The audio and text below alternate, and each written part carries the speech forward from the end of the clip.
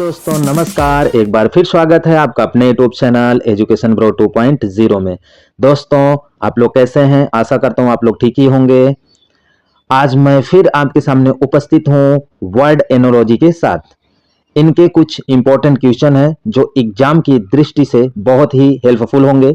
इन्हें ध्यान से समझिए और इनको बिना स्किप किए हुए इनको ध्यान से देखिए। चलिए आज का स्टार्ट करते हैं। पहला क्वेश्चन, जिस प्रकार आकुंचन प्रसारण से संबंधित है उसी प्रकार उद्यत किससे संबंधित है? तो देखिए जो आकुंचन है ना, ये प्रसारण का विलोम है, ठीक है ना। तो उसी प्रकार उद्यत का विलोम क्या होगा, ठीक है ना। देखिए इसमें दिया हुआ विनीत, ऊर्ध्व, ऋतु, विख्यात, ठीक है। तो इसमें ऑप्शन नंबर हो जाएगा विनीत। अब हम देखिए समझते कैसे, जैसे उद्यत हो गया ना, उद्यत का मतलब होता है धृष्टता, ठीक है ना।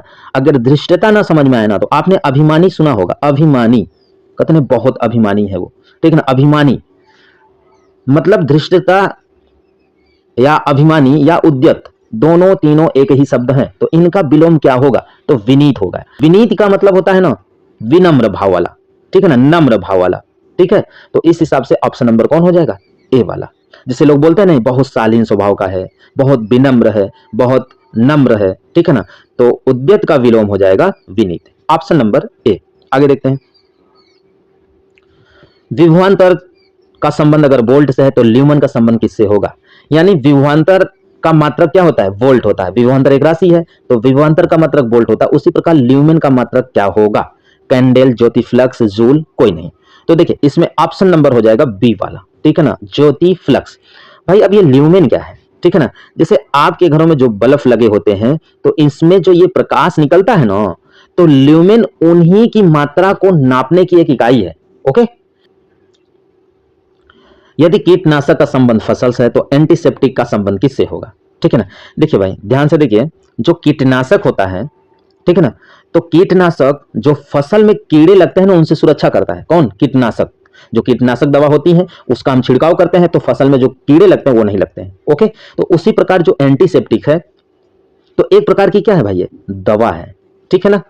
तो यह किसके काम में आता है? घाव, वस्त्र, हड्डी, रक्त।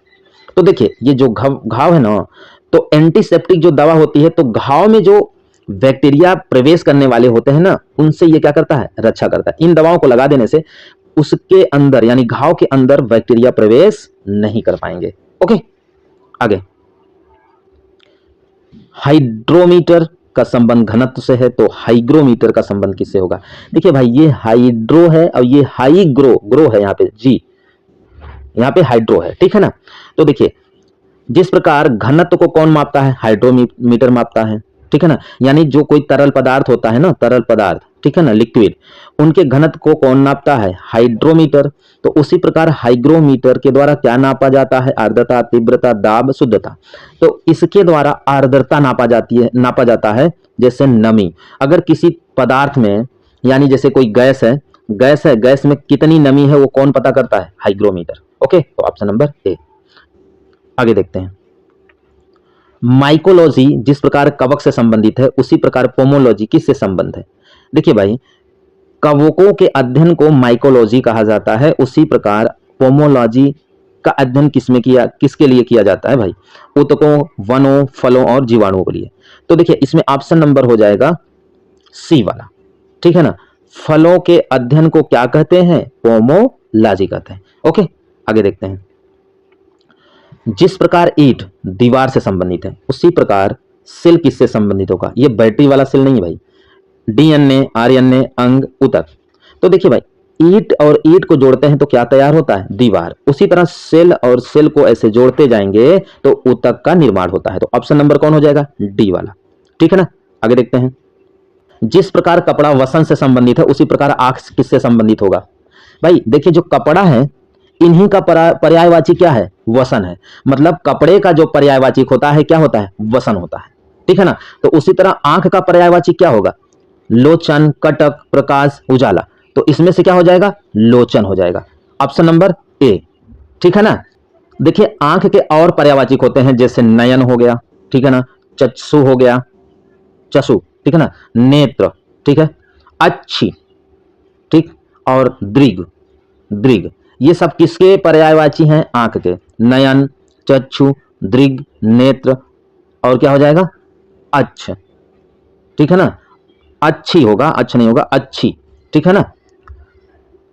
और कपड़ा का क्या होगा? कपड़ा का देख लेते हैं इसी समय। कपड़ा का हो जाएगा चीर। ठीक है ना, ये वाला चीर। एक चीर होता है ये। ठीक है ना, इस चीर का मतलब होता है पुराना, याद रखिएगा, पुराना। ठीक है ना, जैसे लोग कहते नहीं है कि चीर काल से चला आ रहा है। चीर काल का मतलब होता है पुराने काल से। ठीक है ना, इस बातों को समझिएगा। चीर का मतलब होता है कपड़ा और इस चीर का मतलब होता है पुराना। ठीक है ना। और कपड़े का पर्यायवाची वसन हो गया, पट हो गया, चीर हो गया, वस्त्र हो गया। ओके, आगे देखते हैं। कार्डियोलॉजी जिस प्रकार हृदय से संबंधित है, उसी तरह हिस्टोलॉजी किससे संबंधित है? देखिए, जैसे हृदय के अध्ययन को कार्डियोलॉजी बोलते हैं, उसी तरह हिस्टोलॉजी के अध्ययन को क्या बोला जाता है? जीवाश्म अध्ययन, ऊतकों का अध्ययन, पादपों का अध्ययन और जीवाणुओं का अध्ययन। ठीक है ना, तो इसमें ऑप्शन नंबर हो जाएगा ऊतकों का अध्ययन। ठीक है ना, तो हिस्टोलॉजी में सदैव किसका अध्ययन करते हैं? ऊतकों का अध्ययन किया जाता है। और ये हिस्टोलॉजी है ना, ये एक प्रकार का क्या है? यूनानी शब्द है, यानी यूनानी भाषा है, सॉरी, यूनानी भाषा है। ओके, आगे देखते हैं। जिस प्रकार घास तृण से संबंधित है, उसी प्रकार यमुना किससे संबंधित होगा?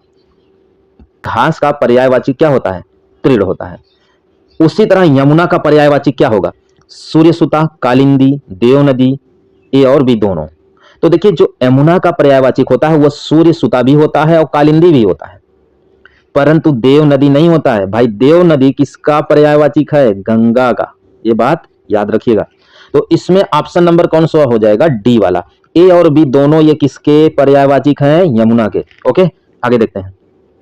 पोलियो जिस प्रकार विषाणु से संबंधित है, उसी प्रकार मलेरिया किससे संबंधित है? ठीक है ना। तो देखिए, जो पोलियो रोग है ना, वो विषाणु से होता है। विषाणु मतलब वायरस से। ठीक है ना। उसी प्रकार मलेरिया किससे होगा? प्रोटोजोआ से, कवक से, जीवाणु से, वायरस से। तो इसमें ऑप्शन नंबर हो जाएगा ए वाला। जो मलेरिया है ना, वो प्रोटोजोआ से ही होता है। ठीक है। अब देखिए, जैसे जो पोलियो है ना, अब इसके बारे में थोड़ा सा जान लेते हैं। पोलियो के बारे में, पोलियो क्या होता है? देखिए, पोलियो एक मेलाइटिस, ठीक है ना, एक मेलाइटिस नामक वायरस होता है। कौन सा वायरस? मेलाइटिस नामक वायरस होता है, उसी के द्वारा फैलता है। जो छोटे बच्चे होते हैं वो क्या करते हैं कि कहीं पे गंदगी है, वहां पे क्या करते हैं, कुछ खाना खाते हैं या वहां पे खेलते बोलते हैं, बिना हाथ धोए वो खाना खाते हैं, तो भोजन और जल के सहारे वो गंदगी बच्चों की आंत में पहुंच जाती है और आंत की दीवारों से वो किस में पहुंच जाता है? रक्त में। ठीक है ना, कहां पहुंच जाता है? रक्त में पहुंच जाता है। और रक्त में पहुंच कर वो क्या करता है? उसी के माध्यम से मेरुरज में पहुंच जाता है। ठीक है, कहां पहुंचता है? मेरुरज में पहुंच जाता है। और मेरुरज में पहुंचकर तंत्रिका को क्या बनाता है? उन्हें नुकसान पहुंचाता है, उनको क्षति पहुंचा देता है, जिससे मांसपेशियां को नियंत्रित करना क्या हो जाता है? कठिन हो जाता है। और हमारे अंग काम करने क्या हो जाते हैं? बंद कर देते हैं। इसीलिए लोग बताते हैं ना, भैया इनको पोलियो मार दिया है। पोलियो मार दिया मतलब उनका वह अंग काम नहीं कर रहा है। जैसे बोलते हैं ना, अरे भैया हाथ में पोलियो मार दिया उनको, तो वह हाथ देखो कोई काम नहीं करेगा, उससे अगर उठाना चाहेंगे नहीं कर पाएंगे, क्योंकि आपको पता है ना कि मांसपेशियां उनकी जो होती है ना, वो तंत्रिका तंत्र से उनका नियंत्रण क्या होता है? पूरी तरह से खत्म हो जाता है। ठीक है ना। और उसी प्रकार जो मलेरिया है, मलेरिया किससे होता है? प्रोटोजोआ। अब ये प्रोटोजोआ में कौन से ऐसे मतलब सूक्ष्म जीव होते हैं जो मतलब मलेरिया होता है? तो उसमें एक होता है प्लाज्मोडियम। ठीक है ना, क्या होता है? प्लाज्मोडियम नामक प्रोटोजोआ होता है, जिसके वजह से क्या हो जाता है? मलेरिया हो जाता है। ठीक है ना। और मलेरिया हमेशा मादा एनोफिलीज मच्छर के काटने से होता है। ओके, आगे देखते हैं। देखिए, हॉकी जिस प्रकार इंडिया से संबंधित है, उसी प्रकार बेसबॉल किससे संबंधित है? देखिए, हॉकी जो है ना, इंडिया का यानी भारत का क्या है? राष्ट्रीय खेल है। राष्ट्रीय खेल है ना। उसी प्रकार बेसबॉल किस देश का राष्ट्रीय खेल है? तो देखिए, इसमें चीन दिया हुआ है, रूस दिया है, ऑस्ट्रेलिया दिया है, अमेरिका दिया है। तो इसमें ऑप्शन नंबर कौन सा हो जाएगा? ऑप्शन नंबर हो जाएगा अमेरिका। ठीक है ना। अमेरिका का जो राष्ट्रीय खेल है वो क्या है? बेसबॉल है। कौन सा है? बेसबॉल। ठीक है ना। आगे देखते हैं। जिस प्रकार रंग लाल से संबंधित है, उसी प्रकार भाषा किससे संबंधित होगा? ठीक है ना। मतलब लाल जो है ना, यह रंग को प्रदर्शित करता है। उसी प्रकार इन चारों ऑप्शन में भाषा कौन सी है, यानी भाषा को कौन प्रदर्शित कर रहा है? अंग्रेजी, इतिहास, दोनों, व्याकरण। तो देखिए भाई, व्याकरण भाषा नहीं है, भाषा केवल यहाँ पे क्या हो जाएगा, अंग्रेजी, यानी इसमें ऑप्शन नंबर ए सही हो जाएगा। यानी जो अंग्रेजी हुआ ये क्या है, भाषा है। ठीक है ना, आगे देखते हैं। इसमें पत्रिका का संबंध संपादक से है, तो नाटक का संबंध किससे होगा, निर्देशक, नायक, नायिका और चित्रकार से। ठीक है ना, तो इसमें कौन सा ऑप्शन होगा, ये आपके लिए वर्क है। आप इसे कमेंट में बताइए कि इसका ऑप्शन कौन सा होगा और कैसे संबंधित होगा। ठीक है ना, वो चीज आप, वो बात जरूर आप बताइएगा। ठीक है ना, आगे देखते हैं। ये हमने आपको होमवर्क दिया हुआ था, ठीक है ना, कि बिहू जिस प्रकार असम से संबंधित है, ओणम किससे संबंधित है। ध्यान दीजिएगा, जो बिहू है ना, वह असम का एक त्योहार है। ठीक है ना, यह जो बिहू त्योहार है असम का, तो असम लोगों में, जो उनके ग्रामीण लोगों में जो संस्कृति है, यानी उनकी जो सभ्यता है, उनको दर्शाता है क्या, बिहू। ठीक है ना, जो बिहू त्योहार है उनके ग्रामीणी संस्कृति और सभ्यता को दर्शाता है। उसी प्रकार ओणम जो है ना, यह केरल का एक त्योहार है। यह क्या करता है, ओणम जो है ना, यह अगस्त और सितंबर के महीने में मनाया जाता है। अगस्त और सितंबर के महीने में मनाया जाता है।